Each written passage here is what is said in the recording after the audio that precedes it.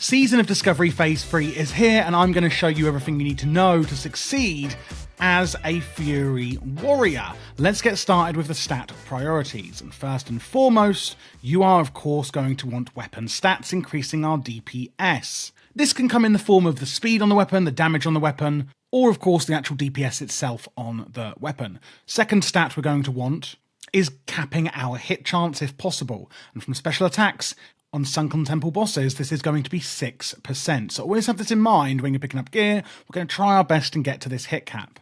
The next one is to be critical strike chance, of course, doubling our damage when we deal a crit, and therefore the crit chance is going to increase the chance of getting one of those crits.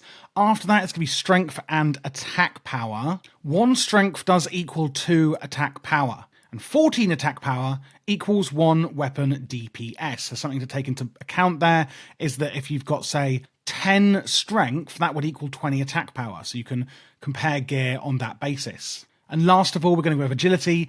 And this is quite similar in the fact that it actually is going to give you some crit strike as well, but not as much as if you just get plain old crit itself. Moving on to the talents, and of course, the really exciting new runes we're going to be getting. As Fury, we do want to be playing as dual wield.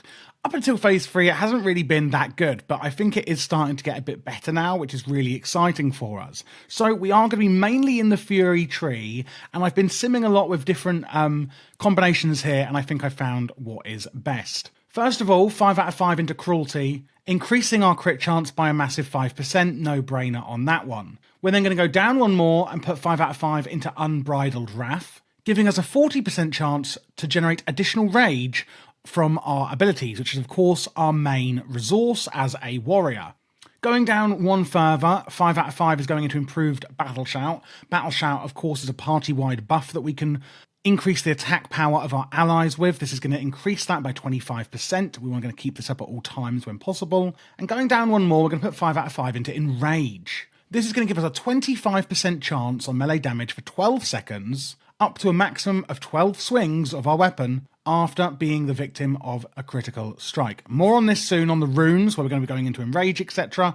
We are going to want to also use this to go down to Flurry in a minute, but before that, we're going to put 4 into Dual Wield Specialization, increasing the damage done by our offhand weapon by 20%. Only 4 points into this one. 1 point going into Death Wish. It's a 3-minute cooldown. When activated, we can increase our physical damage by 20% and become immune to fear effects, etc. It is going to lower your armor, etc. though, so do be careful, but it is going to last 30 seconds, meaning even though it is on a large cooldown, or a medium cooldown really, we are going to get a good use out of it. One thing to note, when we're using Execute, which is our finisher, it's a finishing ability we can use when the boss or enemy is below, well, at or below 20% health.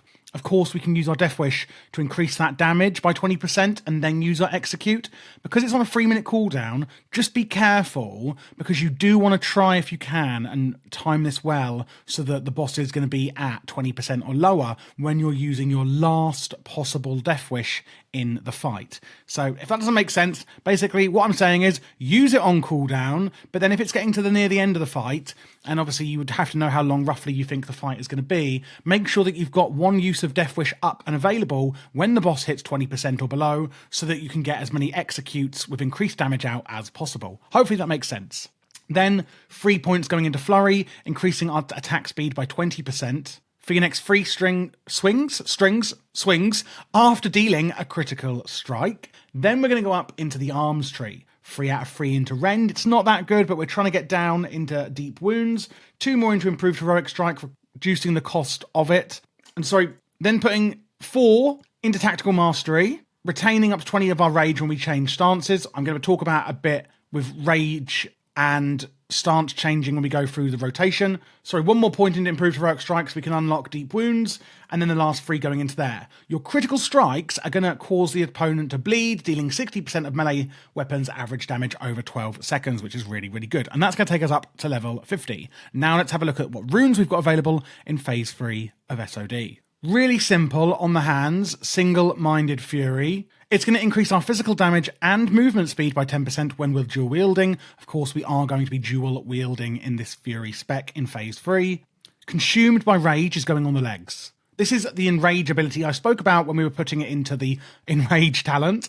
Enrages you and grants you a 10% melee damage bonus for 12 seconds, or up to a maximum of 12 swings after you exceed 80 rage. Because of this rune, we want to actually try and get above 80 rage to toggle this on. Once it's then toggled off, we then want to, of course, get back up to 80 rage again to toggle it back on and try and keep cycling this as much as we can. On the chest, we're going to go with Flagellation, gaining a 25% bonus to our damage when we use Berserker Rage or Blood Rage. Again, I'm going to go through these in a rotation. These are 2 cooldowns that we can use to go Berserk and, do more damage with Flagellation. On the waist, we're going with Blood Surge. Heroic Strike, Bloodthirst, and our Whirlwind ability have a chance to make our next slam instant and cost no rage. Of course, when this procs, we are going to want to use that free and instant slam. On the feet, this is interesting. We can go for Enrage Regeneration, helping ourselves here by giving us more health over 10 seconds,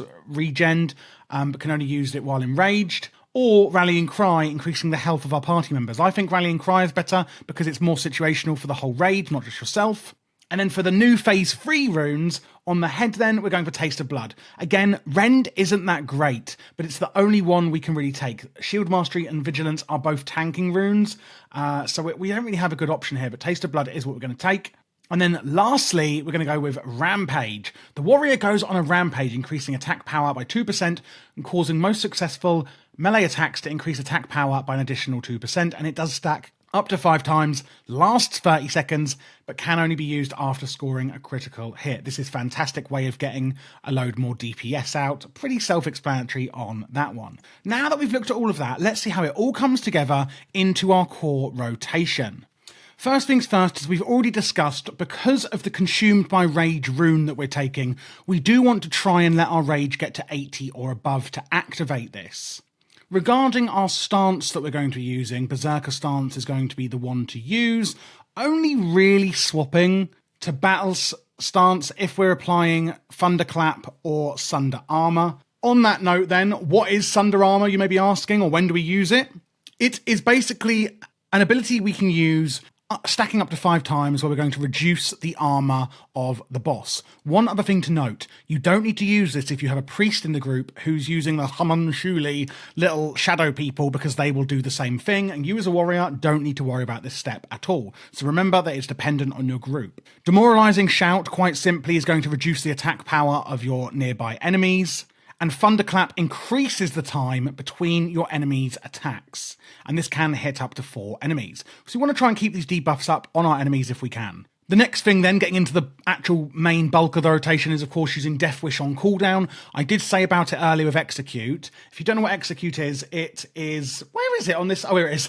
It's actually down here on the rotation. So this can only be used at 20% or less health on the boss, and we want to use it on cooldown when that does happen. So it is basically, an Execute ability. We can only use it at the end.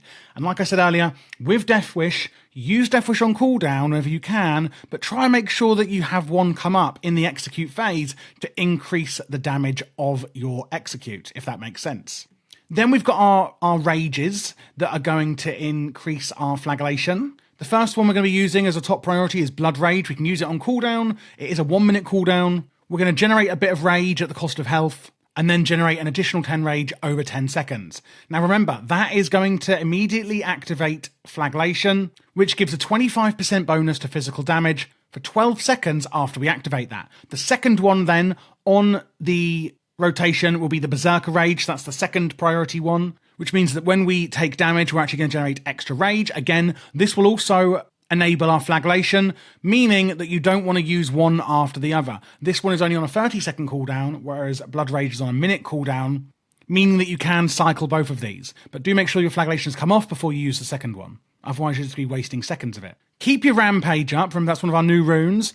Do try and reapply it before the old one falls off completely, just to keep that cycling and on yourself and keeping that damage increase up. Whenever you do get a slam proc, remember it's going to be instant cast and free. Please do use it on cooldown.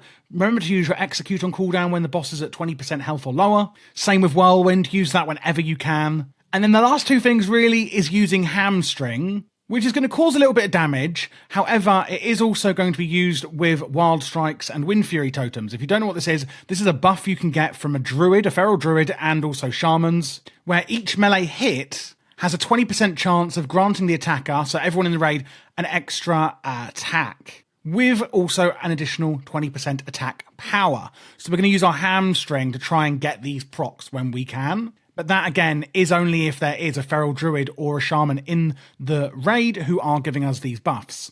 And then lastly, just use heroic strike when you've got a load of raids that you don't really need and you just need to, use it up, basically. If you're wondering what to do about your AoE rotation, use your Whirlwind. You can use your Thunderclap, because remember that is going to go up to 4 enemies, and then just swap out your Heroic Strike with Cleave instead. And that is pretty much it for Fury Warrior in Phase 3 of Season of Discovery. If you have got any other questions, you're not sure on anything, leave a comment down below, or you can join my Discord. We've got a really active community of veteran and beginner people who are very happy to help. You can also join my Patreon. There's a link down below for that, where I give you a lot of behind the scenes content. You can import my UI. I've got loads of WoW spreadsheets you can use, etc. I also blog on Patreon, and you can also send me messages directly on there where I can help you out on there as well. And it also unlocks a special VIP channel in the Discord where I and other members of the community can help you as well. If you're looking for other guides, maybe Warrior, maybe Retail even, or other Phase of Discovery, Season of Discovery, Phase 3 guides, there will be a new playlist here by the time this video is up. You can see on my channel, on the homepage, it says Current Class Guides, and this is always the most up-to-date guides for every version of World of Warcraft. Thanks for watching, guys, and have fun in Phase 3 of SoD.